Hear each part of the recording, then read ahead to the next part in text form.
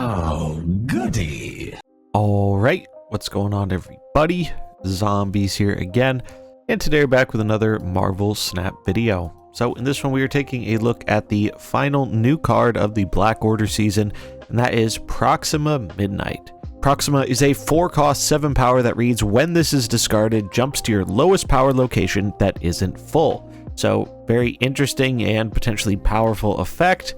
The idea here is, hey, you're discarding this, you're essentially getting a 0/7, but you are trading off a little bit of agency in terms of where the card will end up going, as opposed to a bit more RNG factor like we've seen with things like Wolverine or X-23. And speaking of X-23, I think this card has the potential to be what X-23 was to Destroy in a way for more traditional discard decks. I think this is a card that it might seem a little bit underwhelming on release, at least in the context of like the powerful meta tyrants right now.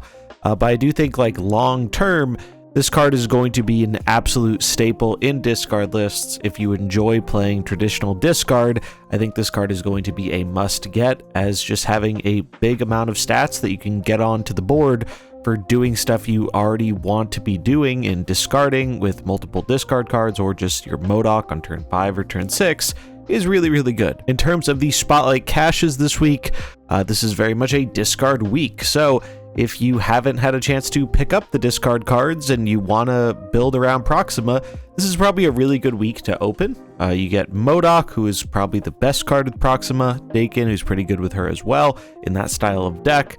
However, if you already own MODOK and Dakin, unless you're really, really interested in these Spotlight Cache variants, I think if you want to pick up Proxima, the best way is going to be with tokens if you already own both of the other cards. So I'm pretty excited for this card. I think it's going to be quite a bit of fun. I think it's going to have a little bit of a hard time on release, mainly because I don't think traditional discard really can compete super well with two of the most powerful decks right now in Thanos and Hela. However, reminder, we are getting an OTA change this week and likely a full patch bringing in the new season next week. So hopefully we can see some adjustments there to tone down the power level a bit of some of the best decks in the game to give more decks room to breathe like traditional discard. So that's the card. Let's take a look at our day 1 decks. So starting things off, we have traditional discard, and well, this list has been very similar for a long period of time. I think Proxima is the first card in a while, maybe excluding Meek, that feels like a very justified inclusion here.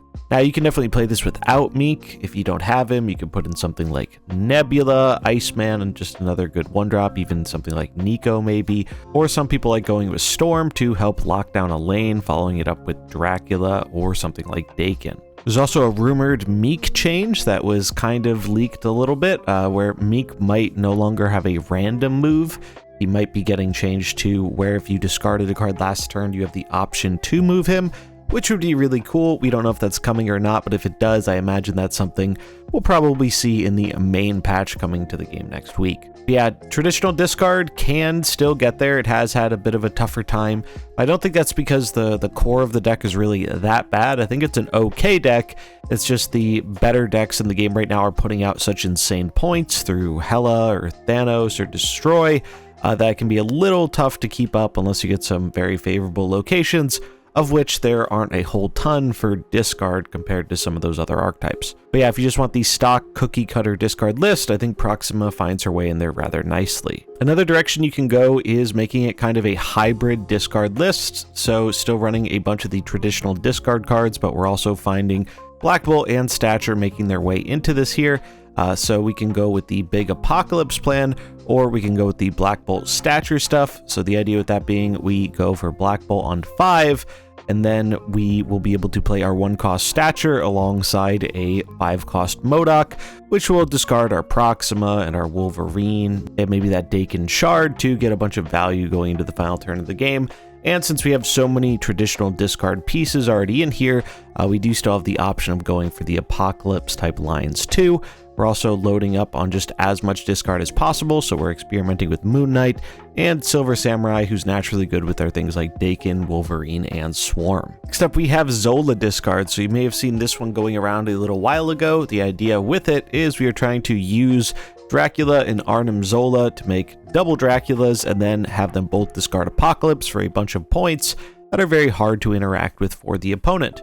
Ravonna Renslayer is what enables these shenanigans by letting us play Arnim Zola on turn 5, so optimally we're trying to curve out with Dracula on turn 3 or turn 4 in a lane by himself, play Zola on 5, and then close out with MODOK on the final turn of the game, fully discard our hand, get that Proxima onto the field, and get both Draculas discarding big apocalypses.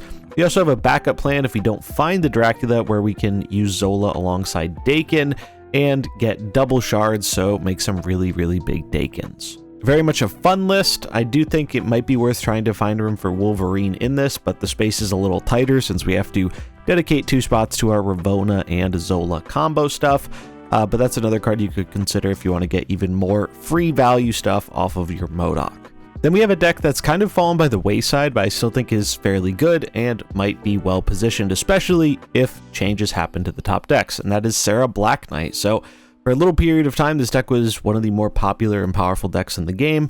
However, I think as Hela got more popular, Thanos got better, it fell off a little bit, but I think it's still a very good deck. We're doing the core Serra control kind of stuff of just deleting your opponent's threats with Shang-Chi and Enchantress, Zabu enabling those to be cheaper, and we also have the Black Knight package, so we're using Black Knight alongside Blade and Lady Sif to discard a big threat, get a big Ebony Blade, and then potentially bring that threat back with Ghost Rider. The biggest issue this deck has had is that it can feel kind of awkward when you're not really drawing your big threats. You can still do the control stuff, but it just doesn't put out a crazy amount of points, and I think that is something Proxima helps with a bit. So the idea being that in those games where we don't really find what we're looking for with our big threat to discard to get the Ebony Blade, we can use one of our discard effects to discard Proxima.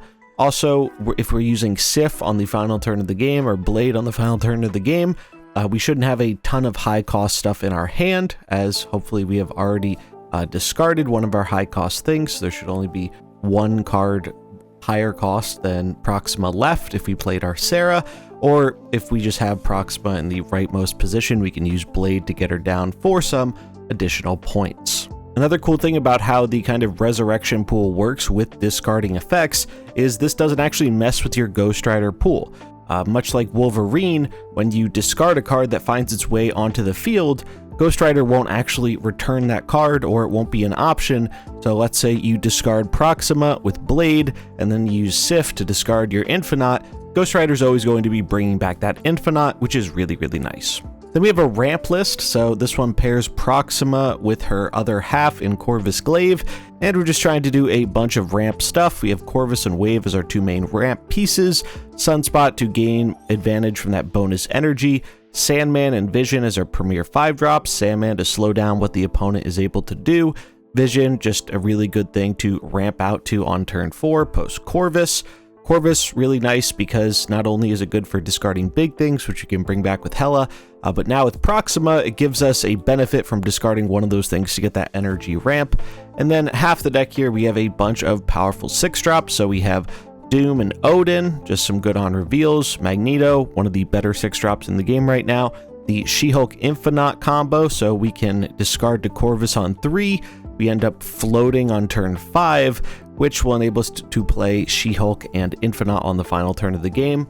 Odin also has some cool utility here where we can go for an early Hela. So if we Corvus, discard 2 cards, we can play Hela on turn 5 in the same lane, and then close out the game with Odin, who can reproc the Corvus and then reproc the Hela for 2 more discards and 2 more cards returned to the field. And then we're getting into a bit more of the experimental territory.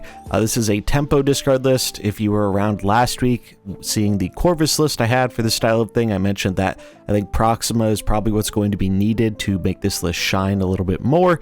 And it's very much one that is probably going to need a little bit more refinement once the card actually releases.